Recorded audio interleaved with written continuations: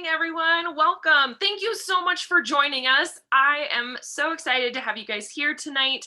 My name is McKaylee. I'm with Tattered Cover Bookstore, which is a local independent bookstore in the Denver metro area. For those of you who may be joining us that are outside of Colorado and may not have heard of us before, if you do live in the Denver metro area, we have all 4 of our stores are open right now, and you can join us as long as you wear your mask over your mouth and your nose. You can come browse the shelves for about 90 minutes or so. Come smell the books, take in the atmosphere. But if you're like me and would rather shop in your pajamas, or if you're not in the Denver metro area, you can always go online at tatteredcover.com to get all of your bookish needs. And we appreciate you being here tonight. Tattered Cover prides itself on being a community space where we normally gather for lots of author events and story times and all sorts of amazing other things, but we can't do that right now. Maybe soon in the future, we're getting there. But right now, we're just really happy that you're a part of our virtual community. It means the world to us. We've been around now for 50 years. 2021 is our 50th anniversary, which is a huge deal for an indie bookstore, and that is in large part thanks to you. So thank you for being here tonight. I also want to let you know that closed captioning is enabled for those who might want it or need it. There's a black bar down at the bottom of the screen you're watching me on now. There's a button labeled CC on it, and click that, and closed captioning is enabled for those who want it and need it. Also, if you are looking for wonderful things to watch online, we have a plethora of upcoming events happening. You can check out all of them at tatteredcover.com/event. And I want to let you know about some particular ones that this audience may like. Laura Maylene Walter is a debut author with her book Body of Stars, and that's Monday, March 22nd. And for any of you historical fiction fans out there, author Martha Hall Kelly, known for Lilac Girls, has her new book coming out, Sunflower Sisters, and we're going to be hosting her on April 5th. But again, check out those events at tatteredcover.com/event. I am very excited for this event that we have tonight. We have 2 wonderful authors who have, man, they run the gambit on the things that they write about and their accolades, which I'm about to read off now here. But this particular book that we're talking about tonight, A Boob's Life, is worthwhile, and I'm just very excited to hear more about this particular book. We have Brenda Janowitz, who's going to be in conversation with our author of the hour, Miss Leslie Lehr. And so just a little bit about our authors, our guests tonight. Brenda Janowitz is the author of 6 novels, including The Grace Kelly Dress, which was published by HarperCollins/Graydon House in March 2020. Her work has also appeared in the New York Times, the Washington Post, the Sunday Times UK, Salon, Redbook, USA Today, Bustle, The Forward, The New York Post, Publishers Weekly, Hello Giggles, Writer's Digest magazine, writersdigest.com, and XO Jane. She is the former books correspondent for Pop Sugar. Brenda attended Cornell University and Hofstra Law School, where she's a member of the Law Review. Upon graduation from Hofstra, she worked in the law firm K. Scholar LLP and did a federal clerkship with Honorable Merrill Dolan Go, United States Magistrate Judge for the Eastern District of New York. Her newest book will be published in 2022. And then, of course, the author of A Boob's Life, Leslie Lehr. She explores the duality of today's women to navigate a new path between sexy and sacred. Selma Hayek is developing Leslie's critically acclaimed new memoir, A Boob's Life, into a comedy series for HBO Max.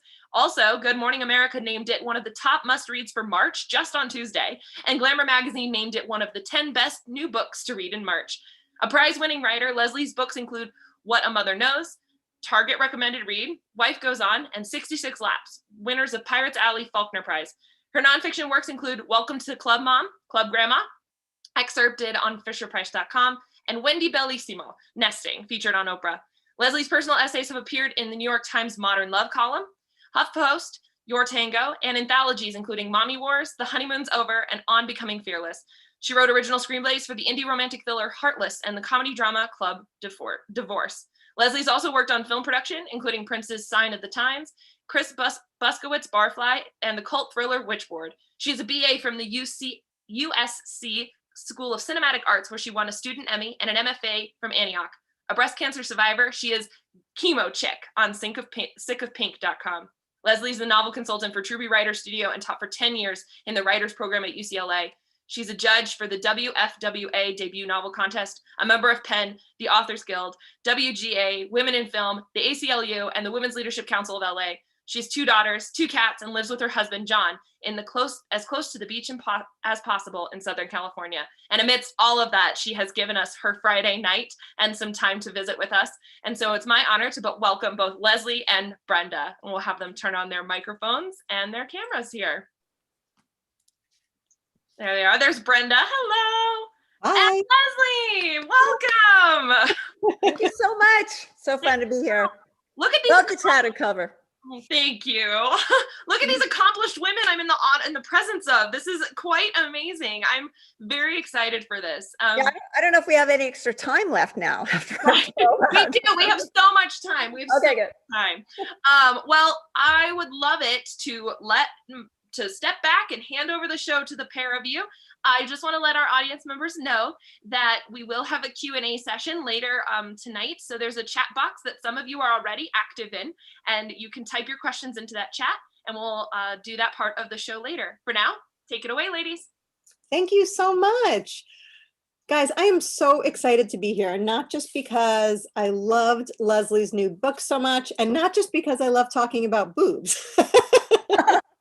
I am thrilled to be here. Leslie, we've known each other for years, and I first got to know you with your fiction writing, and then you had your modern love, which completely blew me away, and now you've got this memoir that was so beautifully written, so well researched.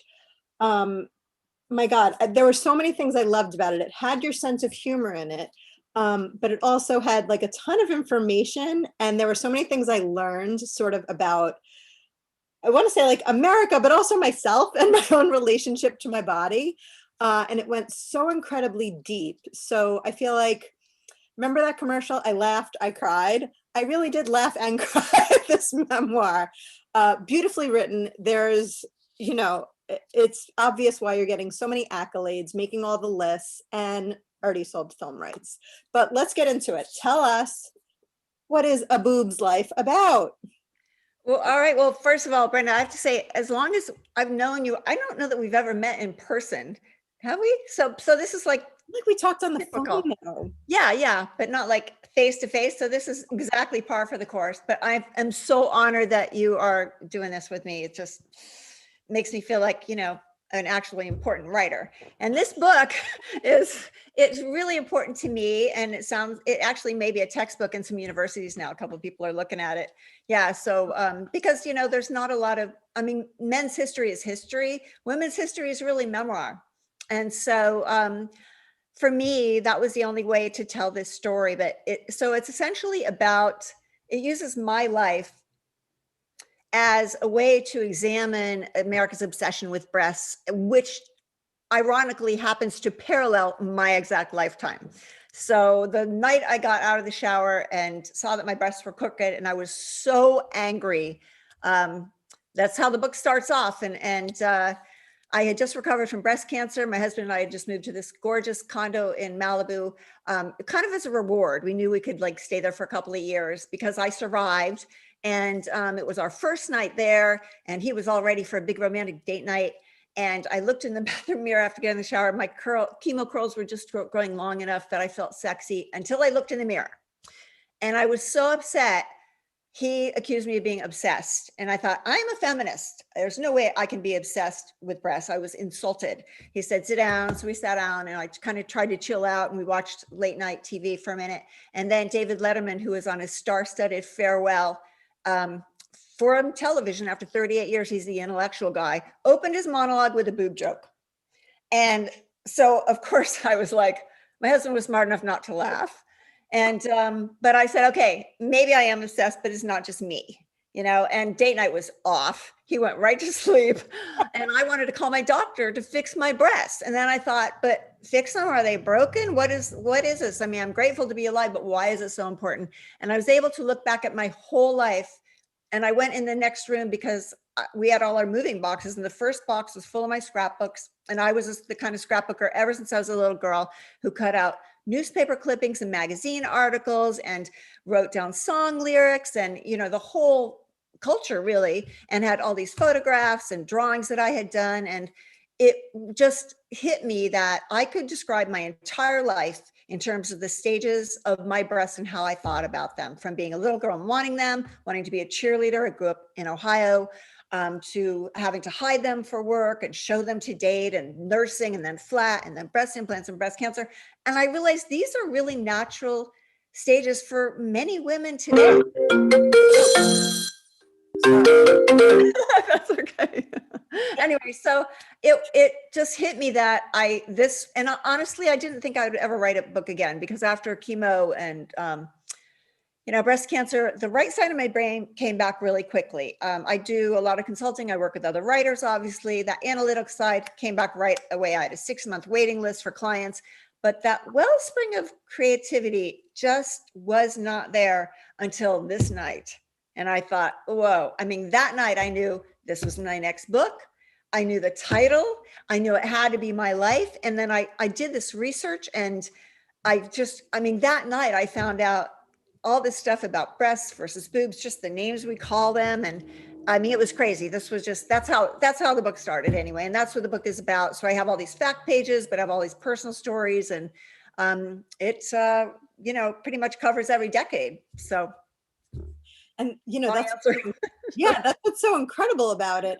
But you mentioned the title. I must know, how did you come up with the title?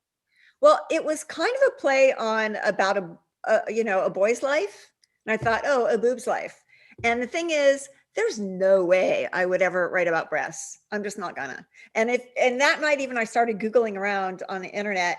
That was the first thing we had hooked up in our new place. And I Googled breast, and I found breast cancer and breastfeeding and a lot of chicken recipes.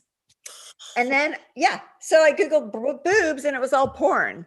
And I thought, well, I can talk about my boobs because they're kind of objectified anyway. But I can't really talk about my breasts is more awkward. And then it's, about breast cancer or whatever. And there are 2 chapters about breast cancer in this book, but there's 19 chapters.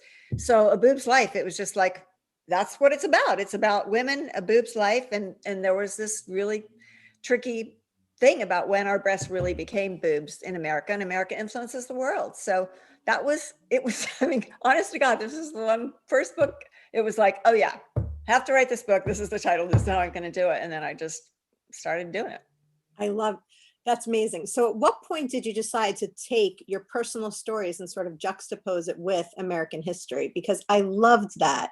In particular, the earlier chapters talking about Playboy. And I feel like there's a lot of conversation now, especially with that Britney Spears documentary, just about how we treat women, and how even like 12 years ago, we were allowing women to be treated in this way. And everyone was just sort of like, whatever, that's just the way it is. But you just so masterfully tied like your life to, like you said, the different decades and what was sort of going on in America and what was in the zeitgeist. How did you decide to do just not a straight memoir, but tie it into, the larger picture of what's going on in the country? Well, first, that's an interesting question, because the last thing I had written that had been published was the New York Times Modern Love column. And I originally thought, oh, I'll just do essays, and put them together. But it really became more of a story. And then when the first research, I made a list of everything I could think of, topics relating to breasts and boobs, and had a file for each one, and just kind of kept researching all these subjects. But then as time went on, more stuff was happening in the culture. But it was so weird, because as you're talking about Playboy, I was born at a time when Playboy had just come out. My dad had it at his university at Princeton, on the tables. It was like there for reading. I know, that was fascinating to me. Yeah. And at the same time, we were the first generation, I was anyway, when TV was in every home, and suddenly it was in color. And my research showed that men look at women's chests within 200 milliseconds of her entering a room. That's just biology, right? But so when television came, financed by advertising, the advertisers took advantage of this, and they put women with big breasts in the television shows. And at the same time, baby formula came up. So women like my mother, who was a smart working mom, I got a PhD. She was in the first wave of women's lib, but also very, identified with being a wife and a good girl. She did not nurse. so at that time, and also men had just come back from World War II, and Uncle Sam did have childcare centers, and then they closed them. So women were supposed to go back just at the time of the pinups on all the jet fighters and the cone bras. I mean, training bras weren't even invented until I was a little girl, and suddenly man says we have to train our breasts. And Playboy, this dude Hefner, he grew up in a Puritan family, never got kissed, and then he got engaged and his wife cheated on him. And I think they were both virgins until she cheated on him. He married her anyway, and he took his revenge out on the rest of women. And so the combination of those four things happened right when I was a little girl. And suddenly breasts were not for children, they were for men. And by the 80s, the FDA, the American Society of Plastic Surgeons, said small breasts were a disease. I mean, you know, women had to be in movies topless, Playboy, you had to be in Playboy to be in movies, and men controlled all of these things. So for me, it was like, how has nobody connected these dots before? You know, and so I, yeah. What's going on with I just traced all these elements through the ages. And then it was even the commercials and the songs and things that happened in my family. It was really surprising to see how much was related to being a woman, having breasts, and how I felt about them. And I did find in that first box, that first night, this picture. Gosh, I should be showing that. Anyway, it's in the book. There's 16 pages of colored pictures in the book. But one is a picture of me at 3 years old, my sister's 1.5, and my mom. We're holding hands. We're all wearing red bikinis. And I cannot look at that picture without laughing, because my 1.5-year-old sister could not keep the strip over her nipples. And I realized that was so wrong, and it was so funny. And thinking about it, when I was looking at that picture, I realized I knew at 3 years old that breasts were taboo. Wow. And if that's true, then it just snowballs later. And so it just allowed me to go everywhere. And so it was tricky doing the history and making fun scenes. I write like a novelist, of course, and then doing cultural analysis, but only doing as much as you would know then, because things evolve, you know, to get to funnel into the ending. And it really, the book ends in December. This last December, I was able to, you know, it's International Women's Month, and I was able to time the publishing so that they would let me rewrite the end of the last chapter after the election, so I could bring it all the way through, you know, my whole life and Black Lives Matter and Time's Up and everything, and see how far we think we've come and how far we have to go, really, with childcare and self-care and so many things. And beauty is tricky. We all want to be beautiful. We can't fight biology, but just being aware of it, I think we can change the culture that way. Yeah, I love all of that. You know, you briefly mentioned the photographs, which I loved when I got to that part of the book, because like you said, you're telling all these personal stories, and then you get to like see the actual photograph you're talking about, but it makes it so deeply personal. And one of the things I really loved about this book is how deeply personal it is. And there were things that I discovered about you that I hadn't known. And, you know, of course, it's like, I've read your fiction, I've read your modern love column, I think I know everything. But no, there were so many things I learned about you. It really went so incredibly deep. And that's such an act of bravery, I think. But how do you sort of find that fine line? Like, how do you decide how deep you will go, how deep it's okay to go? Where do you figure out, you know, what's fair game? That's a really great question. And I've never written a memoir before, and I don't think I ever will again. Working on a novel now. I feel like that's the answer, right? You're that's like, the answer. But there are places where I have a sentence or two, and if you dig down under that sentence, there's a whole lot more going on. And I just stayed on the boobs. I mean, I figure my life is a house, and you're looking in one room of my house, the boob story, you know, and I didn't. So I tried not to get in other people's business in my family, only when it really had to do with my experience of living life as a woman in a woman's body. And I also feel like whenever we write something, you know, it's a translation of words onto the page. Once it's on the paper, it's not really me anymore. It's this character I've created to tell this story. That said, I didn't let my mom read it till last week. what did she say? She loved it. But the first thing she said is, your father's not that tall, which is a win, you know, but because I've tried to write more personal stuff in the past, and she was like, it didn't work out. I mean, I mainly wanted to make sure to let her know by the end that, you know, she's a hero for all the stuff that she went through and tried to do and allowed me to move forward with. And I think my dad is reading it right now. So, and I hope that also by the end, he gets to realize that everyone is a creation of the culture they were raised in. And that's really what we're fighting, you know? So, and also I allowed my family members, I did like read a couple sensitive things about my children's father to, well, not that one chapter my agent made me add, but a couple of things. I mean, I talked to my older daughter about it and let her know, and we kind of worked on a couple sentences and she was really fine with it. My younger daughter, I allowed people to change their names. And I changed the names of everybody in my childhood. So, and I also at the beginning of the book, and I let all the doctors and everyone know, I'm going to be writing this book, blah, blah, blah. Of course, this book took years, so I'm sure no one believed it would really ever happen. And now I'm like mailing all these lips and saying, okay, you're on page 202. And, but I think because now there's this public approval of it, really, that people are much more accepting of it. Also, I think as a writer, you probably know, as long as you say people are beautiful and brilliant, they pretty much will let you ride, But I had to do what I had to do. There was no way to tell the story without getting into personal stuff. And I was really shocked that my agent was like, no, now you have to get deeper in here and deeper in here. And those were things more about me. In every book I've ever written, I'm the bad guy. So I don't mind that. It's like, I'll take responsibility, whatever. I'm trying to make a point, but it is, I don't want to tell other people's story, especially people who are vulnerable. So I really tried to just keep it having 2 boobs and analyze it through the history. Yeah, absolutely. So you've written fiction and now you've written memoir. And, I always talk about this with writers because I've never written a memoir. I've only written fiction, but I do write personal essays and sometimes they do get personal. And like you said, sometimes you do have to sort of show it or read a sentence or two to someone in your life. Because I used to always joke, like I really wanted to get into modern love, but I wasn't going to get divorced over it. Yeah. So, you do have to, there's you like did a modern love. I did, and I didn't divorce. No, right. It was really a nice, sweet one too. Yeah, I'm still married, so that's good. Yeah. I think the question is, so I was telling a friend, I said, I love fiction because it's not as personal. And she said, oh no, I think fiction is more personal than a first person essay or a memoir, because in a memoir or a first person essay, you're controlling the narrative.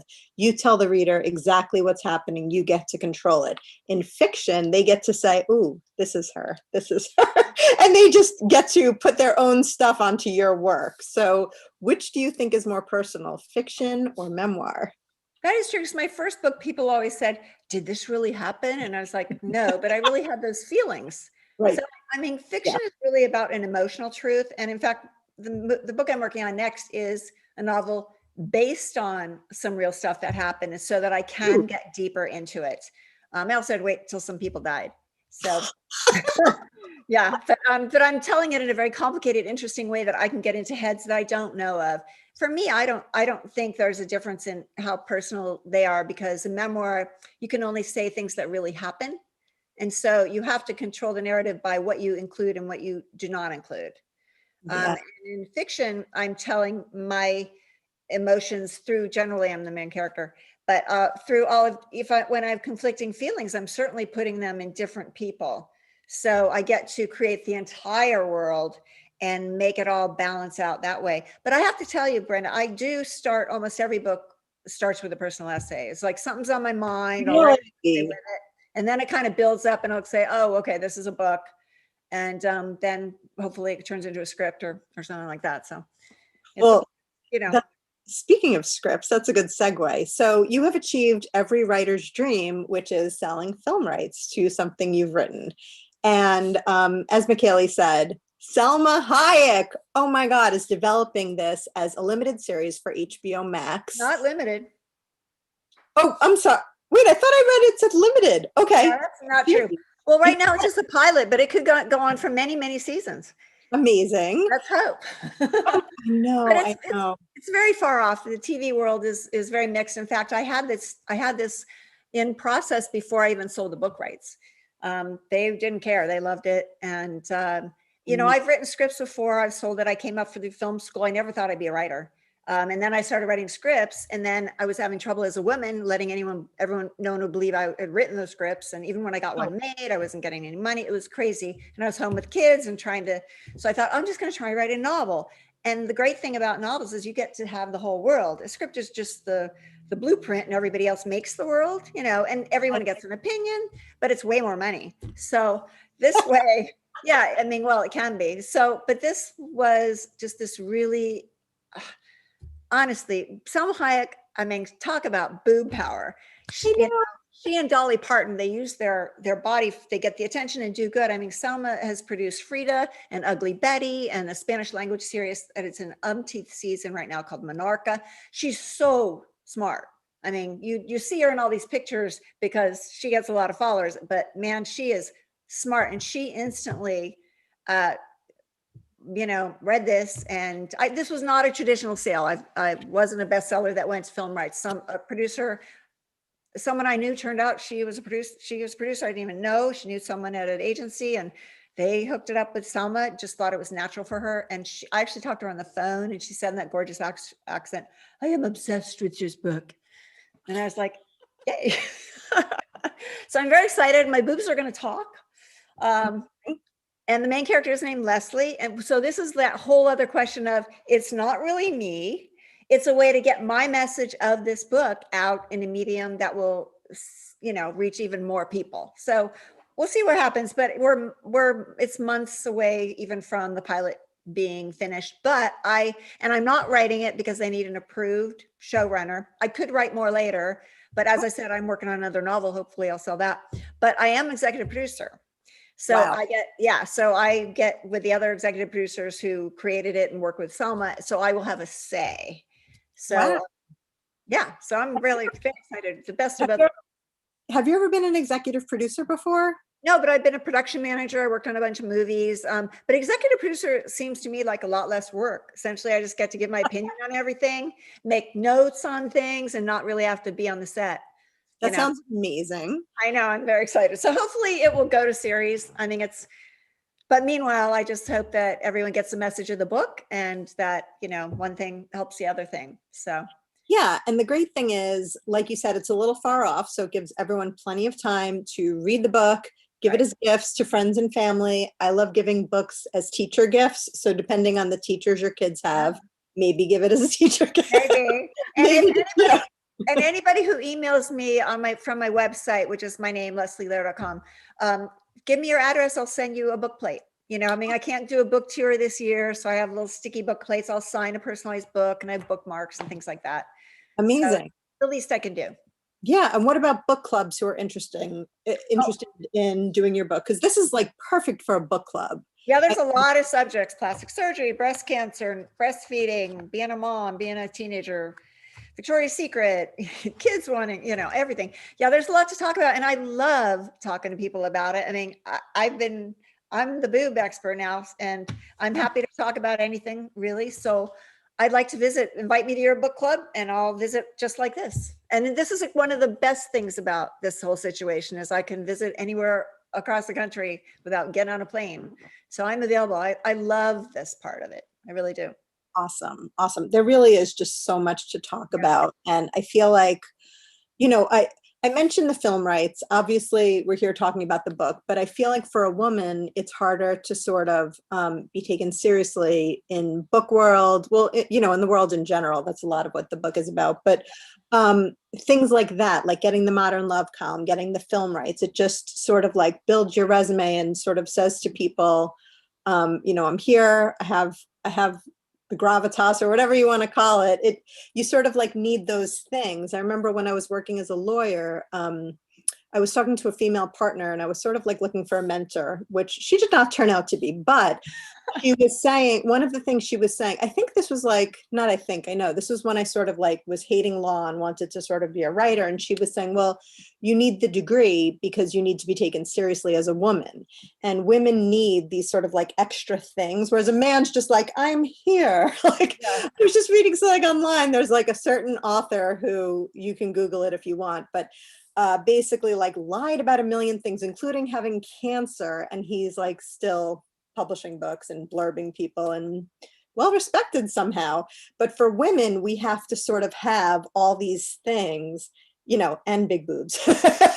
Totally. Sort of like need all of these extras. And so it is sort of important to keep, you know, talking about these great milestones that we reach, you know, because it's harder for a woman, you know. And I have to say though, I've always been impressed that you're a lawyer first. So that helped me. And for me, it's like when my first novel won a prize, and when I won a prize in film school, I always put those in my resumes first, because that is what you need. Otherwise, and I had this big interview with USC newsletter the other day as the alumni spotlight, and really famous people went to that film school, right? So people are going to get it. And the first question they put in order had to do with motherhood. And I'm like, oh man, that's going to ruin my credibility. Why can't they talk about the other stuff? And it's a great interview, but Right. it's like it's seen as a negative thing, even though it's a big, powerful thing. So, I mean, absolutely. Okay, so before we go over to the audience Q&A, what I want to ask you is what you're working on next. You mentioned you've got a novel in the works. Can you talk about it? in fact, my agent just said, so what about that next book? It's a period piece. It takes place in the late 60s, has a great title. And it's about 4 characters in a situation that blows apart. My husband says it's kind of like, not Sense and Sensibility, but one of those kind of books, because it has all these themes of betrayal and adultery and secrets and race and class. And it's just this intense thing, but I'm going to write it kind of like atonement. So I'm really playing with the different points of view. And then at the end is going to be this interesting, oh, I shouldn't even say that, spoiler alert, but I'm it's so ambitious. And I'm like, why can't I easy book with one point of view all the way through? But like, to get to your earlier question, we write for a reason, to be taken seriously. And I'm not the kind of writer who writes a series of science fiction or a romance novel. I write when I have something I want to say. I think it's a way to give us a voice, especially as a woman. I mean, this is my opinion, and everyone could call and argue with me, but hey, it's already written down. That's what I think. So that's really why I write. I love it. That's the best thing, is to make sure it's so awesome to hear our voices being heard. Yeah. You know what I mean? And with the recent movements and the fact that there's a platform for us now more than ever before, and for other voices who have not been. Absolutely. We all have to be raised up together, everyone. Yeah. Absolutely. Well, I'm enamored with this book, and I know I'm not going to be the only one. So we have some questions here from the audience. I want to remind you that in the chat that's next to the screen that you're watching us on right now, that's where you can ask the questions for Leslie and Brenda about writing, craft, boobs, all sorts of things. So I love this first one because it really gets to the root of, I don't know, a lot of things. Did you feel any shame or rejection when writing this book? I think you can also interpret that as hesitation or anything that came up when trying to tackle this subject. No, I was just really excited the whole time to write it. And then it wasn't until I actually got the book deal. And I have to say, this book took a long time to sell. People thought boobs were passé. We all take boobs for granted. And then when I got the book deal, then it was like, uh-oh. And then friends of mine from Ohio started writing, oh my God. And then that's like, and even like the other night we had the pub party, people who know me, I'm most embarrassed about. Strangers, I don't care, but it's like, it's done. There's nothing I can do. But when I wrote it, I mean, there are some things that make me a little nervous that are in the book, but it's the truth. And I figure I'm just one person. Why should I have secrets? This is what my life is about. I feel like I survived breast cancer in order to have these messages of self-care and equality and treat everyone good and live better. And if I can't write it, why am I here anyway? So I kind of feel like it's my mission. And why would I hide my life? I'm just going to die. Why not use it for good? So that's the most candid and brilliant response to that question. I think that's awesome. Here's another question about, could you talk a little bit more what you were talking about with my right side brain was working after chemo, and how maybe this book helped your healing process?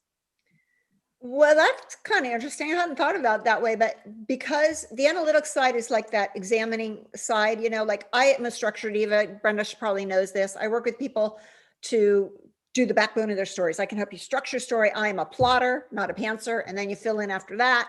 Yeah. But when instead of having those creative ideas that didn't come, because this was, you know, a story that I knew from my childhood, and then it was a lot research based, I think it really allowed me to get back into, I had this great idea that came out of nowhere, but it was a synthesis of kind of both sides of my brain. I mean, I did so much research. You should see all my files. But then I also got to have fun of looking all through all my scrapbooks. And there is some, like the second chapter of The Dive is probably the most fictional written, you know, descriptive narrative scene, because it's before I knew enough to have any culture, really. I was a little girl. I was 6, and that's kind of when the whole thing started. But it was based on a real experience. So I could really sit back and remember that night on high dive and all that stuff that happened, but write it in a beautiful narrative way. So it did kind of help me come back into that way. I think I hadn't thought about that before, but thank you. That's probably true. Wonderful. Yeah, we're learning all sorts of things here. Me too. Yeah. Speaking of learning, where did you go next for research after Google showed you porn and chicken recipes? I went to the library and I went to the bookstore, and I have read every single book tangentially related to breasts, women's health, women's history, politics, science, you know, everything that you can imagine. I spent a lot of money on books, and I ordered a ton from the library. And then I also looked through a ton of magazines, old ones, new ones. And, you know, I mean, breasts were in that year, and then the breasts were out that year, and, you know, all that kind of stuff. I watched a lot of TV. I mean, bridoplasty was on, giving women breast implants as a prize for brides. And then I would watch the Academy Awards and see, oh, they're showing the breasts, and that means they're empowered. Yeah, this guy's singing a song, I've seen your breasts. So, you know, I was able to really use everything in the world. I was just paying attention, and it's like everything's something. Today, there I saw this guest advertisement in Vanity Fair, I think it was, or Elle, and it's this woman, and they always have sexy things, but she's like leaning with her arm like this so that she has cleavage showing in a women's magazine. And I'm like, okay, I should use this for something. I mean, so I really just took it from everywhere. It's not hard to find stuff about breasts and women. Do you have any books that you could recommend that maybe were most helpful or most interesting for you during that research? No, and I think that was a problem with why this book was hard to sell, because there wasn't anything like that. There wasn't anything that covered the whole women's life in terms of a body part. And breasts, because of they actually have a process of turning blood into milk, they are an organ, but it is the only human organ that has no medical specialty.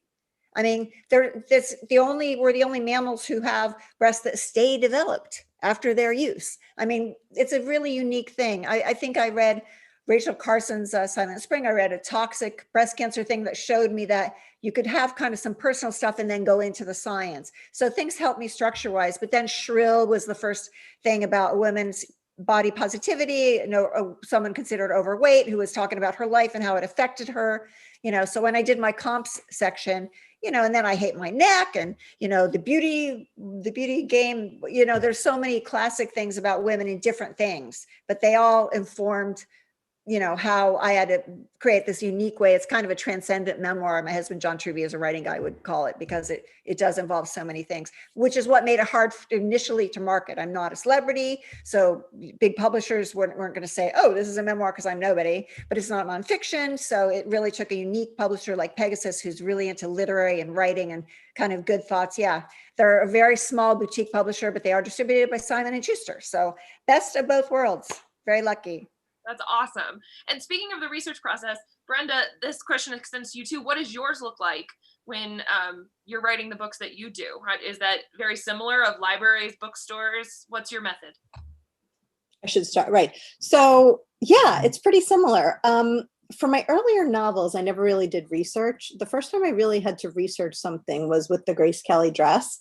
I thought, since I was obsessed with Princess Grace's wedding gown, I knew everything.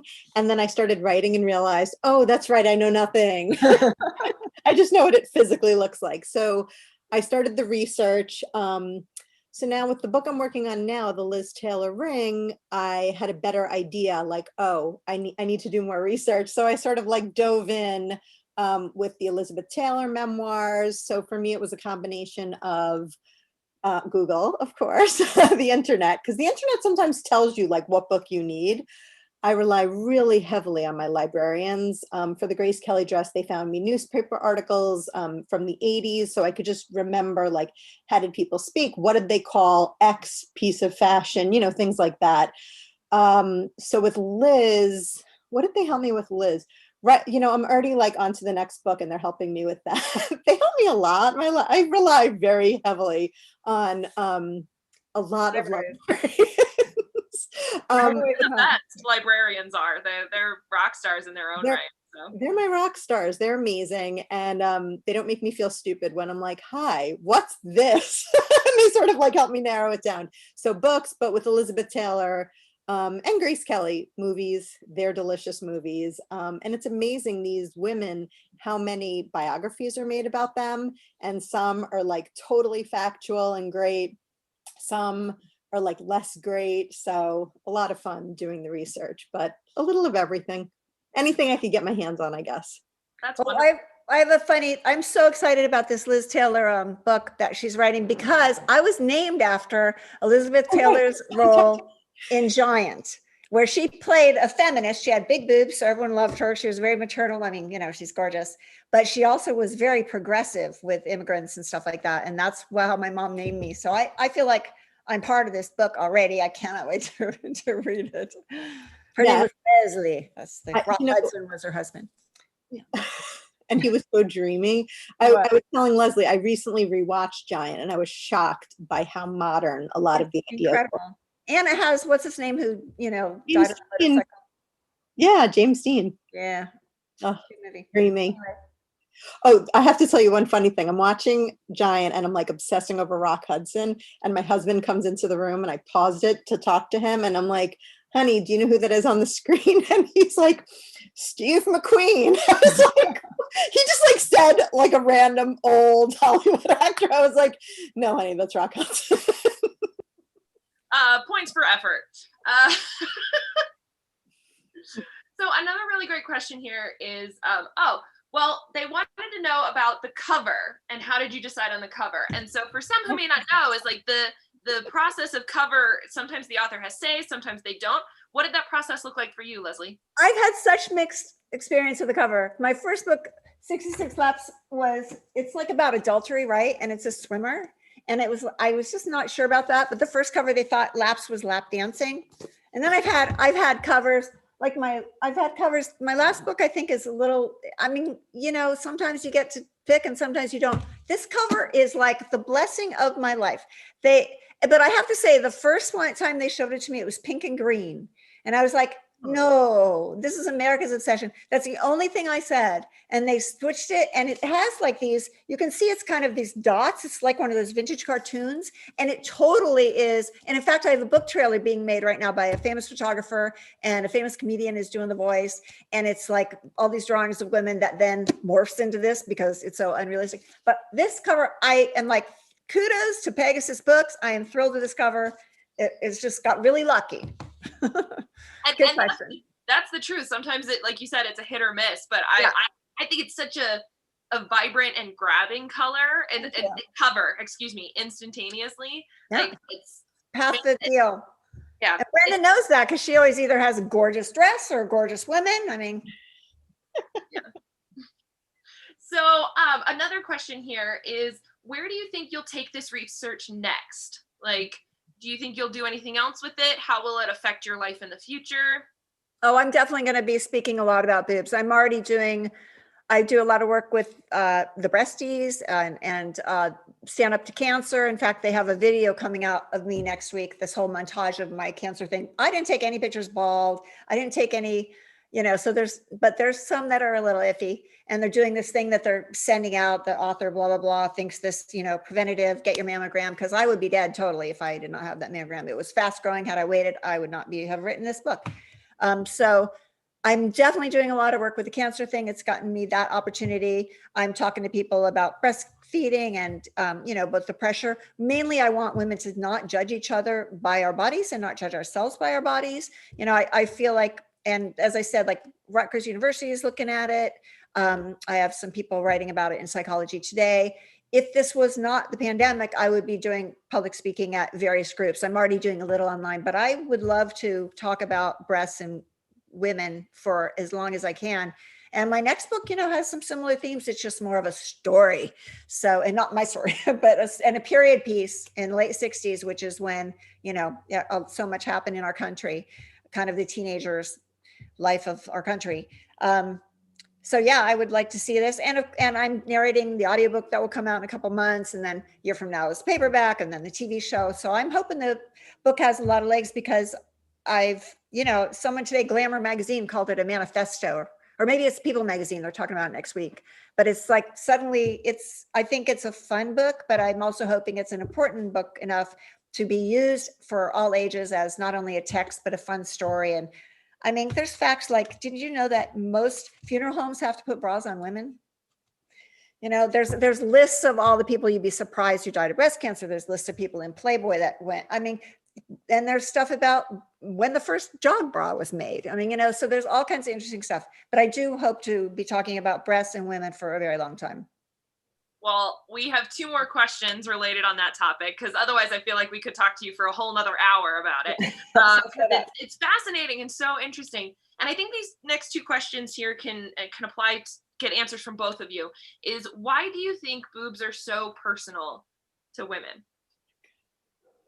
Do you want me to start or do you want to start? Well, I'll just intro and you can start and I'll see if I got anything else. For me, every single day we wake up and we have to decide what to do with our boobs. Are we going to wear a bra? Are we going to show them? Are we going to hide them? Did COVID kill the bra? Every day. And they can feed our babies and they can kill us. So it's a real thing. Brenda, what do you think? I'm going to add to that. How am I supposed to follow that? That was an amazing answer. Oh my God. I'll just answer it really personally. God, I have like a love-hate relationship with my own breasts. That's the very deal. Similar, yeah, one of the things I related to in the book, you're a little girl and that's the idea of femininity. So you're dying to have breasts. Then you finally get them and you have to get mammograms and then it opens a can of worms. I recently got called back from a mammogram and that's like the most terrifying thing ever. And, I went through a period where I was like, it's not a big deal. I've had so many friends who went through breast cancer in so many different ways. And I remember thinking, well, who cares? Like, I'll just take care of it. That's why you get the mammogram so that you can live. And I found myself, I was surprised by how much I actually realized I would care. And that really hit me. It hit me in such a strange way because it was like confronting something about myself that I didn't know. And I think it's because of everything this book is about. Just, it's such a huge part of your identity. It like represents a part of you. Like Leslie said, you're always making the decision, do you show them? Do you not? And I sort of grapple with that all the time. Like, who are you today? What does that say about you if you do sort of like have them out? And certainly now that I'm writing about Liz Taylor, she was all about the breasts and she had them out quite a lot. And, one of the things I was wondering when I started my Audrey Hepburn research, I learned that she had had extramarital affairs. And I was shocked by this because that's not my image of her.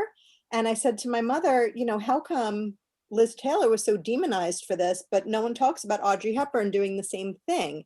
And Audrey's sweet and Liz was so sexy. And I was like, but was she?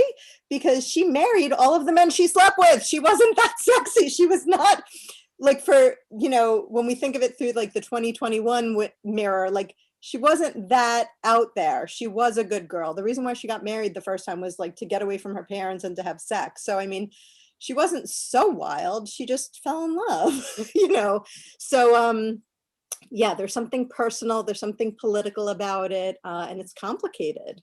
I think that needs to read this. Yeah, it's really complicated because they're part of the beauty package of a woman. The biology is men look at women and having breasts innately means they're going to be able to feed your children, even though size doesn't matter in terms of how much milk you make. But the thing is that like before breast cancer was really defined, and it's not very recent, all the recent research is helping so many people because it wasn't helped or even acknowledged until not very long ago. Before then, it was the women's disease. And no one talked about it because breasts are such a part of women's identity, because we hug our children, it's then part of our nurturing nature. And so, when breast implants, 300,000 women a year get breast implants. It's the most popular elective surgery because it helps people feel like a woman. Also, because of the culture makes you feel like you're not, but then there's breast cancer. But the thing is about having, I know women who've spent 2 years of surgeries after being okay with cancer just to have breasts again, Yeah. And then now some people just do tattoos, but it takes a brave woman, and they really are part of a woman's identity. It's the first thing that enters a room for a woman. And so it's a real double bind with beauty. But I think that's why there's, we've been compared to other people, our whole bodies, forever since we're born. Yeah. So Thank you both for that and for those answers and that honesty. I think that's amazing and something that every woman can relate to. And I think it's not a stretch to say that every woman has had someone that they know or love dealing with breast cancer in some way. And so it's something that is so personal to all of us. This last question here, we like to end on at Tattered Cover, and you can interpret it however you like. What did this book teach you? And I'd love to start with Brenda and then end with Leslie, our author of the hour here. Yeah, this book taught me so much because it's so well researched. And then, like Leslie said, there are these fun things like just the list of the actresses who are in Playboy. It will shock you. So there are so many interesting things to be learned. But for me, I learned quite a lot about Leslie. And I loved it. Like, it went just so incredibly deep. And I find the memoirs and the first person writing that I love the most goes deep and isn't afraid to say things. Someone brought up earlier the word shame. And I think for women, shame is such a big thing. And it's such an act of bravery to be able to sort of lay it all out there. And like Leslie said, like, she's telling the truth, right? There's nothing that's made up in there.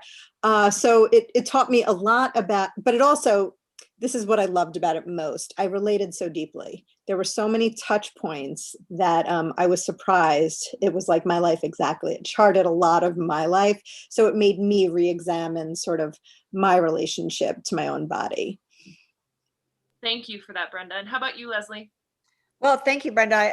It is funny because when the people on Facebook who are responding are telling me their stories, and that's exactly what I want people to do, is recognize how they've been affected and how they feel about their bodies. For me, I guess what I'd like to leave you with is, when I was doing my research, and I really didn't want this to be a cancer book. Like I said, there's only 2 chapters out of 19, but my editor was like, no, you got it. Don't just, because anyway. So I did a lot of research about how to prevent it and how to help your friends, and I discovered that there was this trigger gene called the ATF3 or something like that, that was actually developed or discovered in Ohio State, which was from where I'm from. I live in California, but I'm a Buckeye. And the amount of stress that women have because of our caretaking and this COVID situation is exactly an example of how much we do that we feel like is our responsibility. And yet without childcare and without help, we are so stressed out that we are, putting ourselves in a position of getting this disease as well as others. And there's this gene that is triggered by stress that actually lowers your immune system and makes us vulnerable to breast cancer specifically. And so I felt like when I got it, I thought I was really healthy physically, but I looked over the last 20 years of a lot of stuff and drama and trauma that I had just handled and took care of everything and work and kids and blah, blah, blah. And then I realized, wow, all that stuff really added up. So for me, this sounds really stupid because we hear self-care as a trendy word, on Instagram, but it is not a trend. This is life or death for women. We need to get help. We need to take care of ourselves as if we are our best friends, because without us, the whole system goes down. So that's really what's my takeaway from the book. Amen. Hallelujah. Reiterate that. Put it on a bumper sticker. Heck to the end. Like all of that. Thank you. Thank you. And thank you for the courage of writing this book. Thank you, Brenda, for being such a wonderful moderator and talking to her. I want to quickly just let you both remind people who you are, where they can find you online, and anything else you want to say before we close out tonight. Awesome. Yeah, so I'll start with you, right? So I'm Brenda Janowitz. I'm the author of The Grace Kelly Dress, which is back there. And you could find me, I'm pretty easy to find online. My website's brendajanowitz.com, Facebook, Instagram, Twitter, the whole nine. Yeah, I'm the same way. I'm leslielehr.com, and on that you can find all kinds of stuff about this book and a lot of other events and things. And you can contact me if you want a book plate or whatever like that. And you can learn about my other books. And I also have a newsletter and I blog about progress of the TV project. And I'm also on Instagram and all those platforms. I'm usually Leslie Lehr 1. I'm on Instagram, Twitter, Facebook. It's part of being a writer that's new to us writers, but we're doing our best to keep up because we really just want to be writing and talking to people in our head. But it's such a revelation to talk to real people who read our books. So we love to engage with readers. So please be in touch. We love that. And oh my gosh, without bookstores like the Tattered cover, I cannot wait to visit you live again. I use my bookmark all the time. I could not be more thrilled to be here with you tonight, and totally honored to have Brenda Janowitz as my host. So thank you so much. This was awesome. It was. I completely agree with that. I'm McKaylee from Tattered Cover Bookstore, and I want to let everybody know that they can get copies of The Grace Kelly Dress and the book of the evening, A Boob's Life, at tatteredcover.com or at any of our 4 locations in the Denver metro area with that beautiful cover there. Thank you both for such an engaging, honest conversation. I'm sure that myself and the viewers included appreciate it more than you know. So thank you guys again. And if you two will just hang out here while I close this out. Once again, get A Boob's Life at tatteredcover.com. Stay safe, everybody. Happy reading. Bye all.